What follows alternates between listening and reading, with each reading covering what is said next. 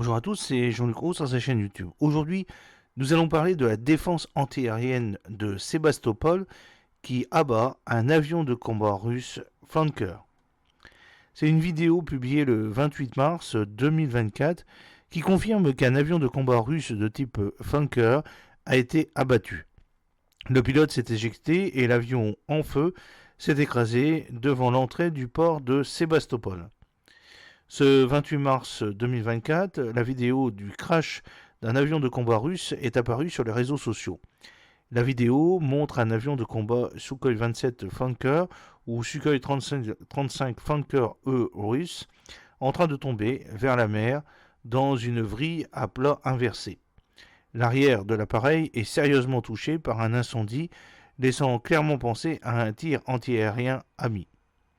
Un parachute est visible sur les vidéos, confirmant que le pilote s'est éjecté. Il ne sera pas compliqué pour les militaires russes d'inspecter la carcasse de l'avion, celui-ci s'étant écrasé en mer devant l'entrée même du très stratégique port de Sébastopol en Crimée. L'identification de l'appareil est encore floue, mais l'absence de plan canard sur les vidéos permet d'éliminer les modèles d'avions de combat Sukhoi 30 Flanker et bombardiers tactiques Sukhoi 34 Fullback. La chaîne Telegram Fighter Bomber avait au départ identifié l'avion comme un Su-35 pour finalement modifier sa publication par Sukhoi 27. A noter que si les tirs amis font malheureusement partie des conséquences inattendues des combats, la Russie accumule déjà plusieurs de ces tirs au-dessus des zones qu'elle contrôle. Par exemple, le 18 juillet 2022, un Sukhoi 34 russe était abattu par un tir ami au-dessus de l'oblast de Lubansk. Le 20 décembre 2022, un hélicoptère de combat Ka-52 Okum, 43 jaune RF 91 335, était abattu par un système antiaérien Pantsir russe. Le 3 mars 2023, un Sukhoi 30 et un Sukhoi 34 étaient abattus par un tir ami au-dessus de l'oblast de Donetsk. Et la liste continue, démontrant un certain besoin de détenir une meilleure identification des appareils en vol au sein des bulles antiaériennes des systèmes antiaériens russes. Vous avez accès à cette petite vidéo dans le lien que je vous mets dans les commentaires. L'avion qui est donc militaire et qui s'est écrasé, et véritablement après avoir été abattu, c'est une nouvelle de l'événement qui a commencé à se répandre sur les réseaux sociaux où les habitants ont posté des vidéos de la chute de l'avion en feu. Certaines vidéos montrent également donc le parachute, ce qui peut indiquer que le pilote a réussi à s'éjecter avant que l'avion ne s'écrase.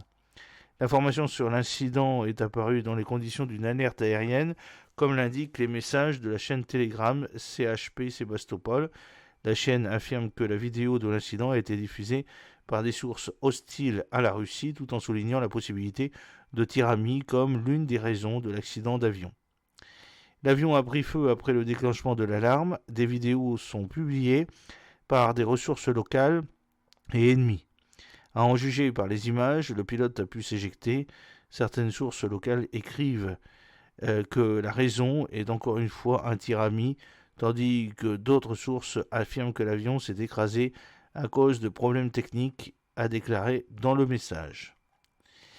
Une autre chaîne Telegram, Fighter Bomber, précise qu'il s'agit d'un avion Sukhoi 35 qui s'est écrasé près de Sébastopol.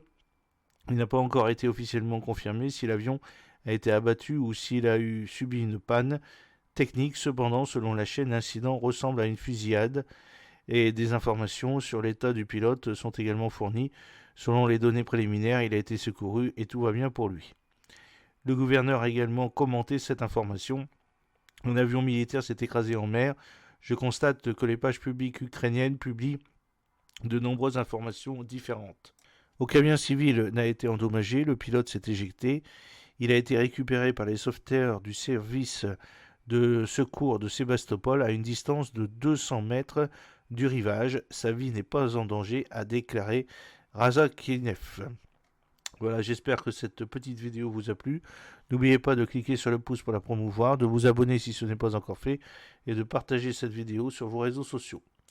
A très bientôt, fidèlement Jean-Luc O.